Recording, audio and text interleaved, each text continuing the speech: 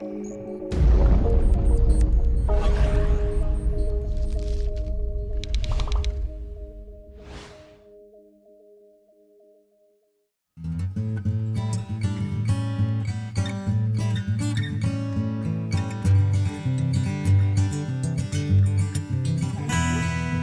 ladies and gentlemen. My name is Aksa Tariq and I represent the IDG Pakistan team as their editorial head. And on behalf of SOT Events, we'd like to welcome you to this session, STEAM, Teaching It Well. So as they rightly introduced, STEAM, which is science, technology, engineering, arts, and mathematics.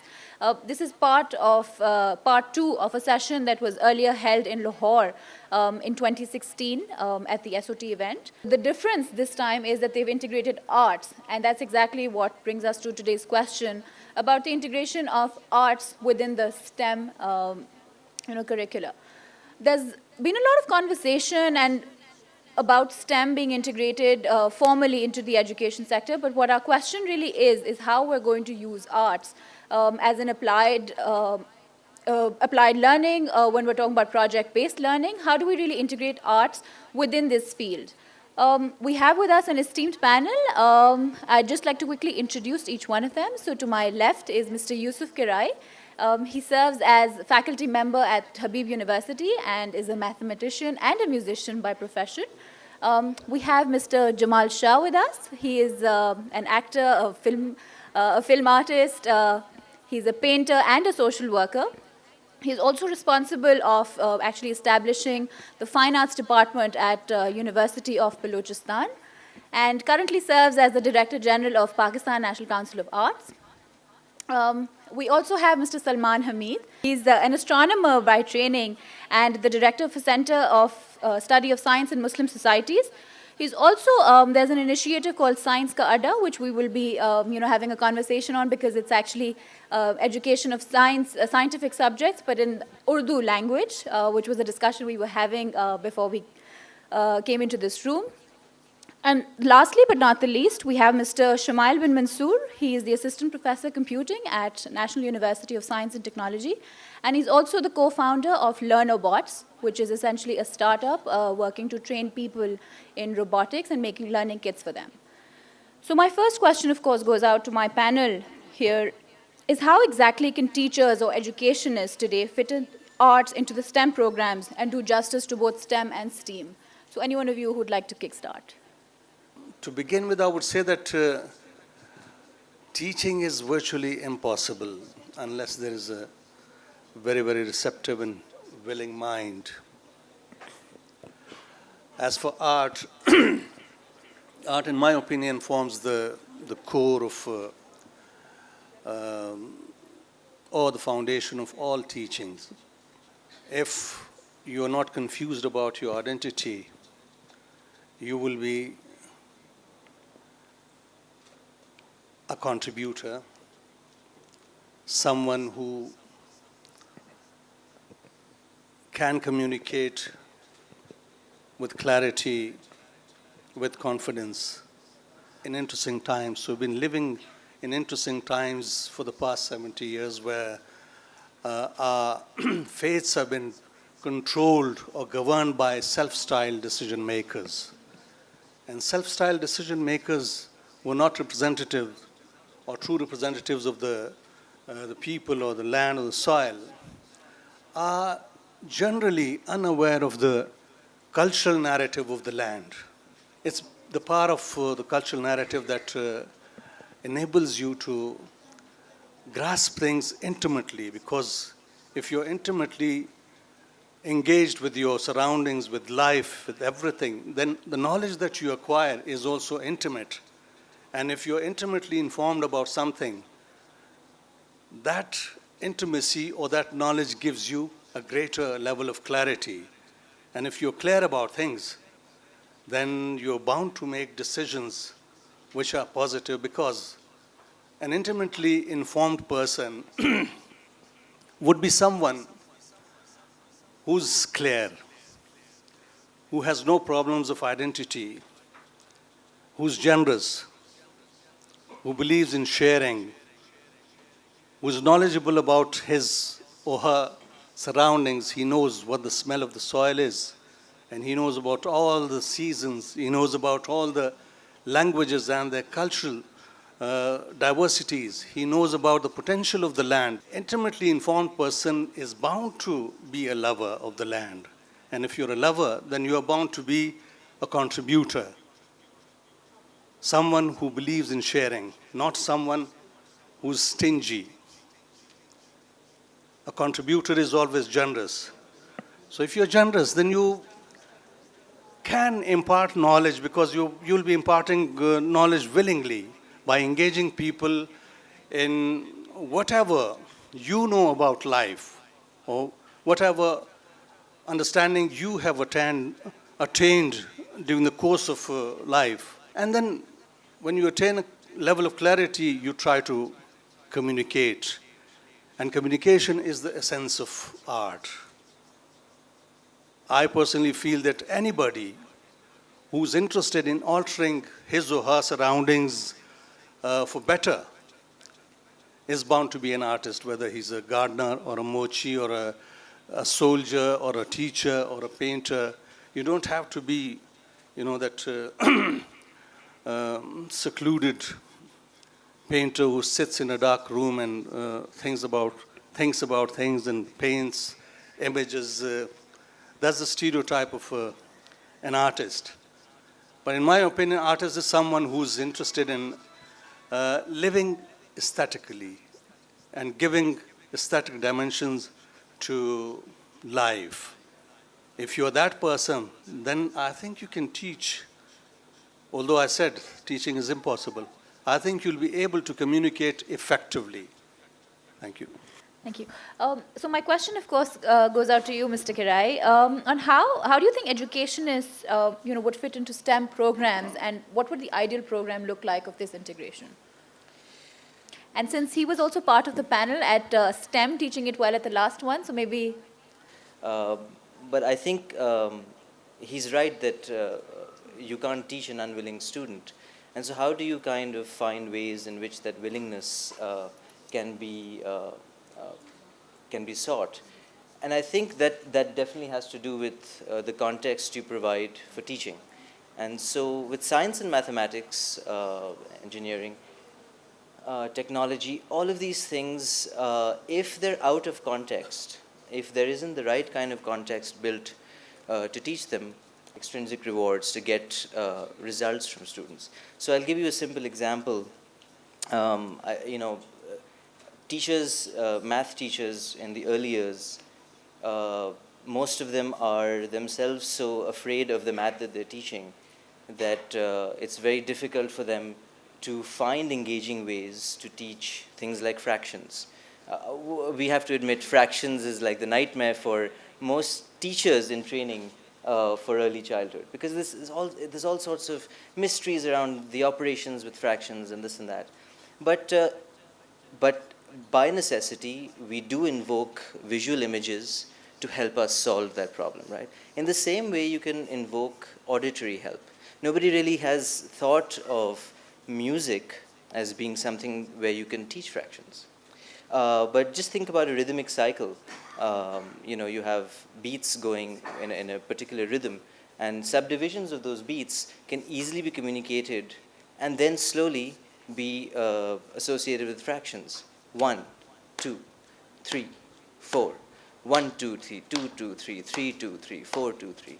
But you don't even have to do it like that. If you want to break each beat into threes, dha dha tinna dha dha dha tinna 1 2 3 1 2. So each one of those now subdivisions is 1/3. You want to break it up into sevens. Dagna tak tinna dagna dag tinna dagna tak tinna dagna dag 1 2 3 5 6 1 2 3 5 6 1 2 3 5. So just like that, well, that's 1/7. So there are other ways in which students learn. But if those ways are out of context, if they're not from the land, and I think that's very important. So our musical traditions are very, very rich with a lot of stuff that is to do with mathematics, that's to do with science, with acoustics, the making of instruments, the production of sound, resonance. So I think that invoking the arts can only help in creating greater delight for learning of science, of mathematics, and vice versa. I think So, but all of this is not going to be possible. It's not about changing curriculums. It's not. It's about exposing teachers, and I'm not even talking about students right now. That's the next step. It's exposing teachers to art. And I think if you don't have programs where teachers are allowed to actually explore and understand art themselves, you're never going to have the kind of richness that Jamal Saab spoke of in his introduction.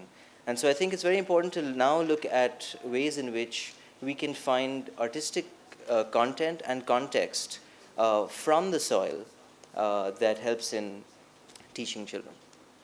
Thank you, thank you. So where were you when I was learning mathematics? That would be my question. Anyhow, I'd move it up to you, and before you take this answer, I'd also like to include one portion on the interdisciplinary approach, right? So there are a lot of course, science is being taught in every school, mathematics is being taught in every school, but the topic here is about teaching it well.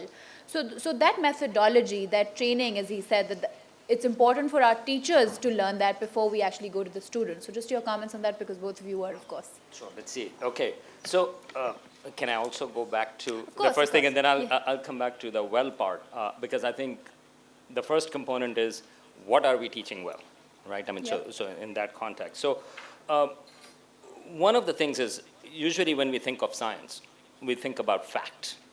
We think about, here it is, like, you are going to learn, and whether it's a mathematical fact or whether it's something about the universe or however. But there is a deep component of creativity. I mean, you cannot have science. I mean, when people think about doing science, one of the things is, first of all, as scientists, you don't work on things that have already been worked out. That's really boring. So if today you are trying to work on something that has already been proven, or that has already been shown, that is not what you are working on. You are usually working on one step beyond that. And that actually brings up the creative angle. And in some sense, science and arts are together in that endeavor.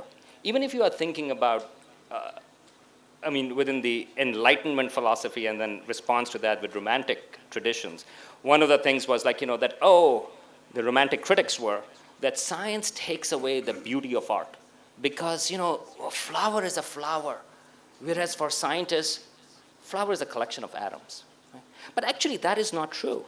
Because when you are thinking about a flower as an atom, you are also imagining what the structure of a flower is. You are also imagining how that structure came about. So it's not simply about the fact of what a flower is made up of. Actually, if you think that is science, you are mistaken. So if you think you are teaching science by saying flower is made up of this, that is actually not teaching it well. Because what you have to teach is about the context of how flowers come about. Now, yes, there is an artistic way of talking about that, and that is you are now talking about a different paradigm. And there is a scientific way of talking about it, but both are creative. And in that context, they are both a subset of art in that sense. Right? And then I would also bring up again the local context. I think that is crucial. So the textbooks that we use, what kind of examples we use in those? So if you are talking about these small stars, these are neutron stars, which are an amazing object. These are about, sort of like if you take our sun and condense it into a 10-kilometer size object, that is what a neutron star is, and these are extremely dense and things like that. Now, usually, the way these things are presented is that, well, neutron star is like the size of, you take the sun and reduce it to the size of New York City. Okay, well, that's a perfectly valid example. But if you say, well, you take the neutron star and reduce it to Karachi, suddenly there is this extra element of familiarity and an extra element of connection that comes in. And I think that is crucial. And same thing, and again, within the evolutionary perspective, because I also work on evolution. And so Darwin's example, I mean, Darwin, actually, his book was a phenomenally well-written book from literature perspective. It's beautifully written. But his examples, if you just translate those examples are set in England. So some of those examples don't even make sense. Like, how many breeds of dogs there are. Like, that would not make sense. But on the other hand, if you use, for example, domestic animals that are more common in Pakistan, that suddenly start to make sense. Okay, so how do I'm familiar with that, what kind of examples I have. So I think teaching it well has these multiple components. One is, again, I go back, like, that, okay, so what are we teaching? And within the arts and sciences, I would say the component of art or science as part of art. So Shumail, to you, from a very local perspective, of course, because you're teaching at a local university, is there, within the education system today, is there an interdisciplinary approach at all, or is it just typically what students are expecting or what parents are expecting out of the course that is being? Well, I think I can again talk from my perspective because I grew up in Karachi and मेरी whole सारी तालीम Karachi के अंदर है. So and I did not study O levels or A levels. I studied mathematics. So I can very well understand the problems that people face. So there is definitely a need for interdisciplinary approach. And let me give you an example. So I teach programming, and I'm very interested in how can algorithms create art. I'm very interested in how can I teach kids, you write this small, couple of loops, and this pattern will come out of this loop, right? And in essence, I want to teach them how loops work in programming, but I really want to teach them in a different way that they understand. Unfortunately, if I go to the art school at my own university, there's not a lot of reception. I don't get a lot of, they're not receptive to my ideas. So they're working on their own, in fact, this is a true story. I'm a teacher, so I like telling stories. I went to the art school at NUST, and I said I want to go and see how the classes work. And they said, नहीं जी वो तो मना किया हुआ है, आप यहाँ नहीं आ सकते हैं. जी मैं faculty, नहीं जी वो तो मना किया, पहले आप principal से इजाज़त लें. So I thought, so how am I supposed to work with them if I can't even interact with them? So I think interdisciplinary approach is very important. Apart from that, I really wanted to talk about context as well. Yeah. That was covered, but I really want to talk about that. I think Salman Saab said, gave an example of flowers, right? So I think the point that I'm trying to make is कि जो भी किताबें बाहर से आ रही हैं हमारे पास, they're making an effort to localize context and content, but I think we need to make an effort ourselves. How many art books are we teaching right now, or how many science books are we teaching right now that have profiles of our own contemporary scientists and artists? How many books have Jamal Shah Saab's picture in that and his work that he's done, or people before him? So I think it's very important from every perspective, even for an interdisciplinary approach, that we have these kind of heroes that we can look up to. Otherwise, it's really difficult to teach well. So Thank you. So my question to you, Mr. Jamal, would be, how can the education sector be really convinced to introduce STEAM at an early age? You've, of course, set up a department at a higher education institute. But if I were to ask you from an early education perspective today? Interesting question, and I have an answer for that because about 3-4 years back, the Norwegians came to me with a program that they had some money to spend in the frontier region, and they asked me as to what should be the program. I gave them a program. The program was revival of local art and culture of KPK. And in that program, we, first of all, I designed a culture curriculum. And then we trained, this culture curriculum or this program was focused at a particular organizations, schools, Bacha Khan Trust for Education Foundation. They had 13 schools. And we trained their teachers, art teachers, and community coordinators, the communities those schools were in. There were about 34 people. We trained them for 6 months, trying to train them to teach art, and particularly that curriculum. And that curriculum was all about making the individual, the child, from kindergarten to metric. We have never taken our heritage to be as a source that the curriculum of the land can derive strength from. First of all, we don't have a curriculum. That's a fact. And but I strongly believe that the curriculum of any land should derive strength from the cultural narrative of the land, because the cultural narrative has amazing mechanisms for everything. And the cultural narrative gives you an awareness of yourself that very few things can, can make you aware of. So when we taught those teachers and prepared them, and when they went and started teaching in their schools, within 6 months' time, a marked transformation was, noticed.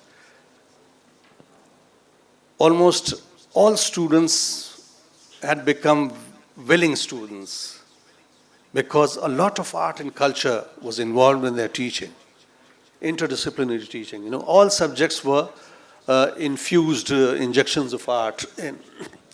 So I strongly believe that, if we work meticulously on our curriculum, we don't have a curriculum. Our curriculum is a borrowed sets of syllabi, not a curriculum at all. That can bring about a qualitative change, a consequential change. So my question to you, Mr. Karai, would be, are the arts a luxury that the developing world cannot afford? Oh. And this one specifically to you. Well, Should I? I actually take exception to this. I don't think art is a luxury. The fact is that if the state or the country starts believing that art is a necessity, art and culture is a necessity, true change will start, in this country, because art and culture turns an individual into an informed decision maker. And art is a necessity for anybody. You don't have to create art by using expensive material imported from, from the West. You can create images from anything. And what stops you from singing? Well, I think one of the things I'll add is that mathematics is often seen as an exact science, but it's not. It's an art in and of itself, and it's seen as a necessity as well. But it's never really understood as an art, because the way it's being taught is just this whole idea of exact answers to questions. It's not being taught in a way where it leads to more questions. So, for example, we all teach the formula for the area of a triangle is half base times height, but very few kids are meant to explore a rectangle and play with lines that divide a rectangle and possibly come up with that formula themselves. So this idea of creativity, which Salman was talking about, I think one of the tools by which we can further understand this is history, the history of science and the history of mathematics.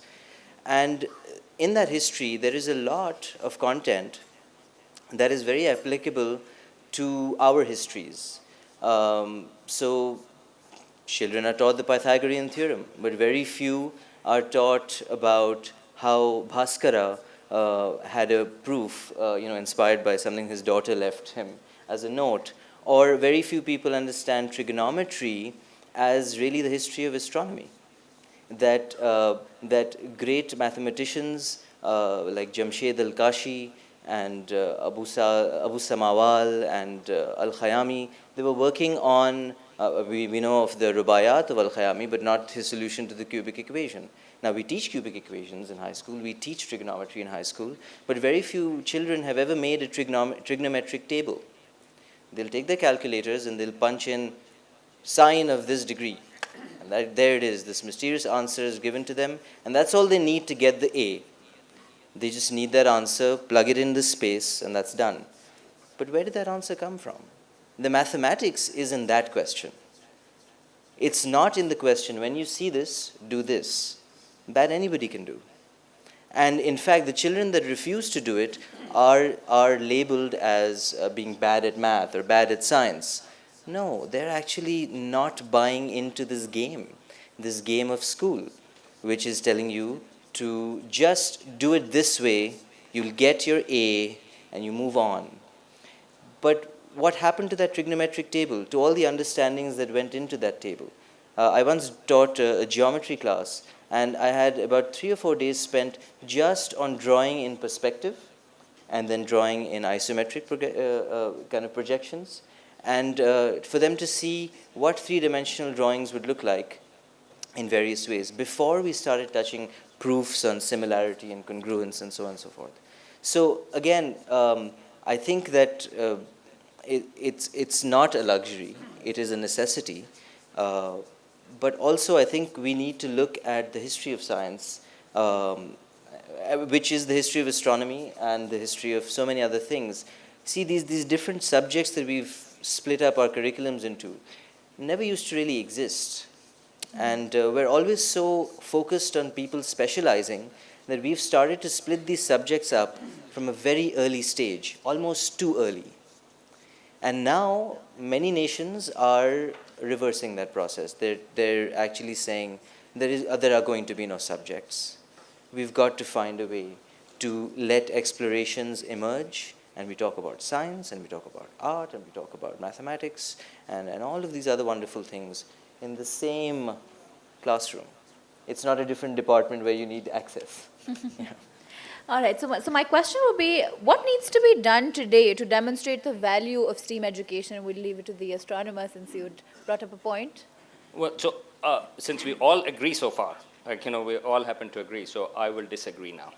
Okay, so and I will go back to this question because one thing that we all agree on, that the way to do that is to have local cultural context. Okay, so now I can go back and disagree in the sense that there is an interesting balance that you have to take, right? And that is the exposure to non-local context as well. Now, science is different in some ways. Okay, so for example, if you are talking about cutting-edge science today, that will need to involve science that was not produced in this area, in Pakistan, for example, right?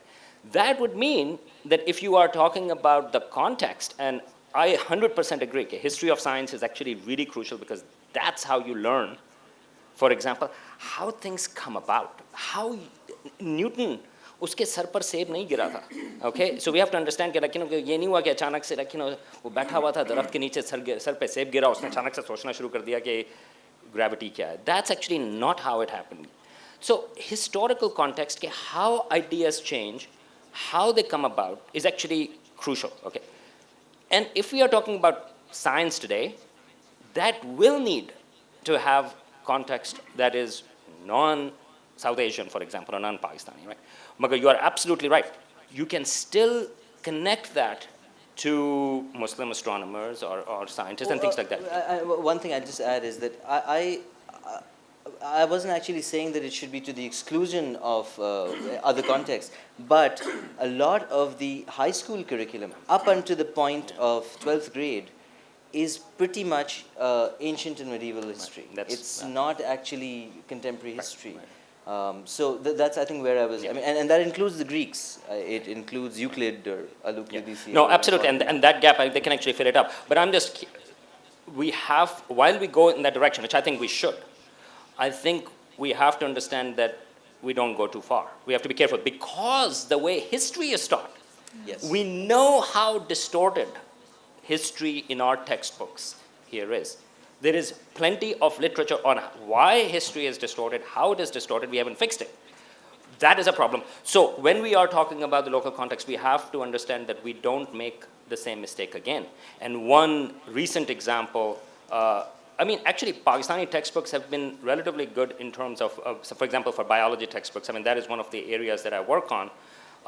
And evolution actually has been presented pretty well up until very, very recently, except in KPK. Their recent textbooks actually excluded evolution, not just excluded evolution, they have actually gone against evolution by saying that it's not local. Right? Now, it's a Western idea. That is where the problem comes in, and we have to be very careful that we don't start politicizing aspects that are foundational. We have to understand it. We have to understand the context. Yes. How do you teach it? So, for example, evolution. Yes, don't use the examples of, for example, the various breeds of dogs that Darwin used. We should use pigeons, for example, which also Darwin used. And in fact, he had correspondence regarding pigeons in South Asia. That's a whole other thing. Kabutar Nama. He actually brought in some information from Jahangir's time. Like, he found out about, like, there was a Kabutar Nama written, and he got that book from him. So, again, that is a fascinating example within that, okay? So this KPK example, I worry about that when our science curriculum already talks about facts and things like that, but then when they talk about the local thing, okay, so is everything up for challenge? And I think that's why we have to create a balance within that of how to understand that. I think a lot of this is about intellectual heroes as well. And I think, but what I see is right now, there's very few of them in our education system that are from a context that is of the Middle East or of the subcontinent. Right. Very few. Yeah. So where I'm not talking about the exclusion, I think, of other examples, you're absolutely right. We cannot go into the direction where it's only about our heritage and our values. But at the same time, I think the nature of creativity, I think the larger point here is that through history, the nature of creativity can really be brought out. I mean, the people that were making the trigonometric tables and were solving certain astronomical problems through those wonderfully meticulous tables called zieges, what they did not know and what they did not realize and what they did not anticipate was that 500, 600 years later is going to be used as some kind of model for simple harmonic motion, is going to be on some graph that was a Cartesian construct. And so an idea originates somewhere. And then later on it has some application somewhere else. But the originator, the person thinking about it, was not thinking about application, product, the usefulness of it, the utility of it. And unfortunately, even in the arts, we think all too often about the utility of things. Even in the arts. No, don't become a painter. Why don't you do this graphic design course? Yeah, because then you can utilize it in advertising as a career. Yeah. But utility does not generate great ideas. I sorry to cut you off. I think I can talk about the other perspective as well. I had a very interesting example that was like cooking in my mind. I have a question from the audience which I'd like you to answer in response to this. So we talk about local examples and how people, so there's one question from the audience which says, you talk about local examples. Do you think it's possible provided we disown our own scientists and educationists? Absolutely. I think we can't do that, and that's what I think the panel has been talking about. कि हमने अभी तक disown किया हुआ है. I think Sir Jamal Shah was talking about from the perspective of arts. I think I can talk about from the perspective of technology and science as well. How many scientists do we celebrate? So that's an issue that keeps coming up. So we need to do that. We can't ignore them because हम इससे पहले हमारी यही बात हो रही थी कि I need to look up to certain people to get inspired. I had to have I had to get inspired by Johnny Quest. अगर आपको पता हो एक cartoon था when I was young. So I studied computer science because of that cartoon. Or I was inspired by magic because वो ऐनक वाला जिन से. Right? So we need localized content examples. Of course, this does not mean that we ignore what's going on around in the world. And I think in every textbook there's this last chapter ke what's happening in the world or future mein kya hoga science ka. So we can always cover that in the localized school content as well. Right? So I hope that answers the question, of course not. So Jamal sir, there's another question. How do you think intuition can guide a teacher to teach today? Well, intuition, I think it depends on your level of preparedness. If you are knowledgeable and intimately aware of things and you are spending all your time,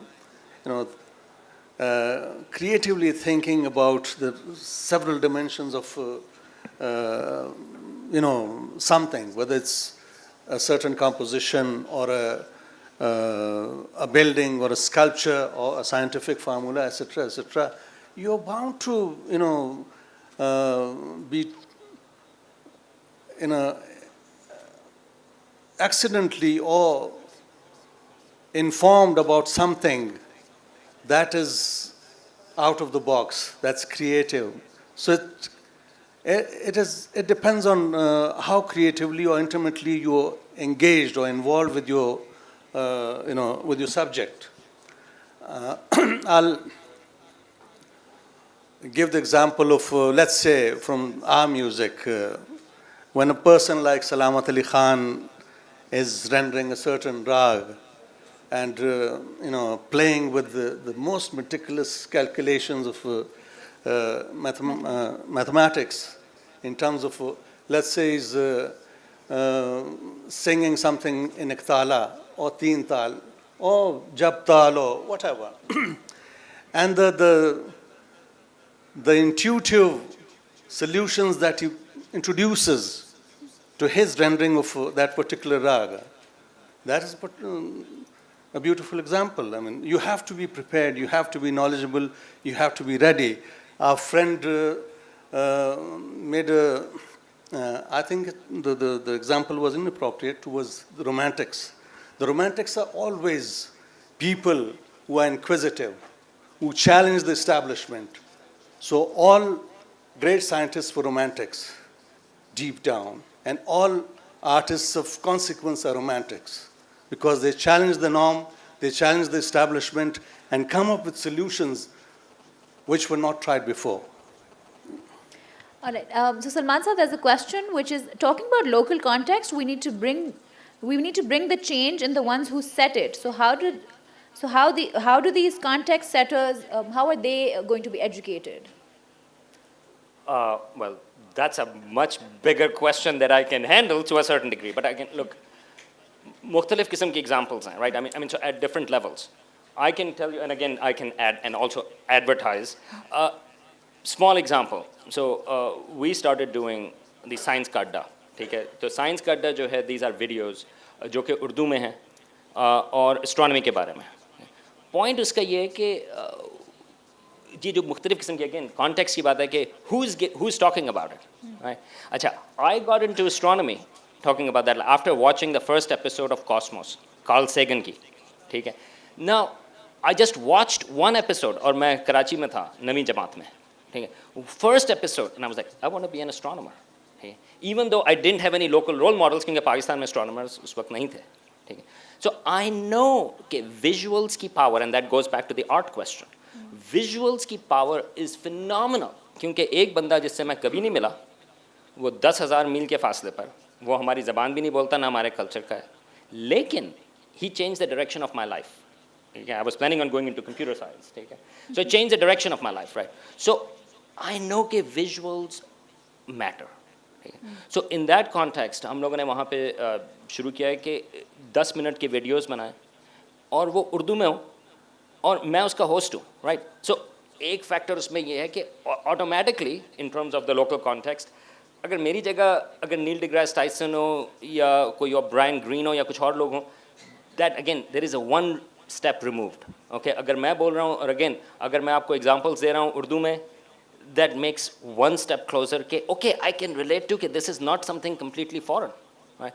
तो उर्दू में हमने वो steps शुरू किए हैं और I think that's just one level of things कि लोग जो हैं वो उसका एक connection बना सकते हैं. So, I mean, like, so that's why I'm advertising that. All right. So Yusuf sir, there are two questions, but I'm going to merge them into one. Is we talk about local curriculum. The world is a global village with an emerging global culture. Don't you think this creates need for a global curriculum? And the other one was we can design excellent curriculum, but the implementation, of course, as you said, teaching it well is how you have to teach your teachers, right? Which one do you want me to answer? The first one, of course, about global curriculum, because you were giving examples of international examples of how the curriculum or the setup is changing? So I think, yes, and I think this ties into what Salman was saying as well, that you cannot live in some kind of isolated contextual village. And I think we've been using the word culture here, and so I'm just going to actually define culture, and it's something that I think is an apt definition. And it was something I read from Alfred North Whitehead, who wrote this in his Aims of Education. And he said culture is activity of thought. And often we end up confusing tradition and culture. Tradition is just culture then that is just used without thought, kind of. It just becomes the status quo. So I think if it is activity of thought, then that is going to be a global entity and try to reinvent the wheel of curriculum without having help from what's going on around the world and what's working. So I think there are so many common strands, and the cosmos that that he's talking about. I mean, that's shared space. So I think what's important here is that when we're talking about culture and cultural relevance, I think we're talking about the bridge that is needed in our society to be able to connect to the larger learning of the globe. And I think that bridge is appropriate local context as a starting point. I think that's what's important, and that's why a translation of the Cosmos in Urdu is vital, so that somebody else who does not speak English can still have an ambition like Salman did and pursue it, and can still be enthralled to it. So I think that's. So Shamail sir, very quickly, what are the solutions to get maximum output in terms of performance of disengaged and trackless students in a classroom? So again, I can give an example. Yes. When we started our workshops that involve making and activities that the kids can understand, again, हम भी काफ़ी inexperienced थे, so we started off by building our own robots and then letting the kids program them. And what we found was that girls were not immediately interested. And what we did was कि हमारा इसी तरह की renewable energy का session था जिसके अंदर the kids would make a dollhouse. And so we kind of pitched it to the little girls that you'll be making doll houses and you'll be painting the doll houses. But eventually they ended up making configuring, cutting out a sheet, making a doll house, and then learning how to power it using renewable energy resources. So they had to learn the circuits to complete the activity. But in essence, practically what we did was we showed them that it's not only you'll be learning about circuits and programs and robots. There are things that girls are interested in as well. There's another activity that we do which is called wearable electronics. So the girls and the boys learn about different circuits, but you can आप उन circuits को सिलाई करके अपने कपड़ों के अंदर सी के आप अपने कपड़े को electronify कर सकते हैं एक तरह से, if that's the right word that I can use. So there are different examples, practical art examples, जो बहुत ही aesthetically और visually appealing भी हैं और practical भी हैं. So there was this example, a guy जिसने अपने जो मोटरसाइकिल की जैकेट होती है उसके ऊपर पीछे 2 lights लगाई and those were indicators. So if I'm turning right or left, so he had to basically build in the electronics himself. But that was practical and it was kind of art. So he had to learn how to basically सिलाई कैसे करते हैं, right? So I think that's how we can do it practically. Since we do have one last minute, my last question to you, Mr. Jamal Shah, would be, what are the skills attributes we need to train our teachers for teaching it well? I'll maintain that teaching is virtually impossible because I don't think I'm essentially a teacher. But for anybody who decides to impart knowledge, not teach, has to be on equal level and treat the individual not as vessels and try to make them interested in that subject by making the subject relevant to him or her. I think the teacher has to be an extremely informed person and a willing contributor and a generous person. That's it. Yeah, I think that the focus should really be on exposing teachers, especially in the early childhood years, teachers to art. I think that's a good starting point because that's going to have an automatic effect on the students that are going to be with them. Thank you. Thank you very much. So that brings us to the end of this session. Just my closing comment would be about the purpose of STEAM, of course, it shouldn't just be limited to, just teaching art for the sake of teaching art, but of course applying art in real situations and developing that capability among your students, among your teachers, among all of us as individuals, really. So with that, I'd like to thank all my panelists for today and to you all for being a wonderful audience. Thank you very much. Ladies